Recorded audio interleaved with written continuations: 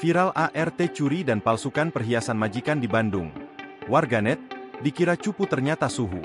Beredar di media sosial sebuah video yang memperlihatkan modus seorang asisten rumah tangga, atau ART, yang berhasil mengelabui majikannya dengan memalsukan perhiasan emas. Dalam video yang diunggah pemilik akun TikTok, Mamanya Hips, sang majikan memperlihatkan beberapa perhiasan yang telah dipalsukan, seperti gelang emas dan kalung emas putih. Aksi ART ini terbilang sangat rapi, sehingga sulit dibedakan antara perhiasan asli dan palsu. Majikan mengungkapkan kekecewaannya yang mendalam, karena dia tidak menyangka bahwa ART yang selama ini dipercayai kini telah menipunya. Majikannya itu pun tak menyangka jika ART-nya memiliki kemampuan untuk memalsukan perhiasan dengan sangat lihat dan rapi. Tak hanya itu, wanita tersebut menjelaskan bahwa ia telah menganggap ART tersebut seperti keluarga sendiri.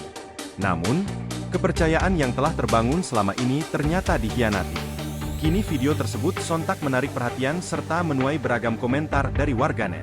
Tak sedikit dari warganet yang prihatin dengan kejadian tersebut, dan tidak menyangka dengan aksi ART-nya.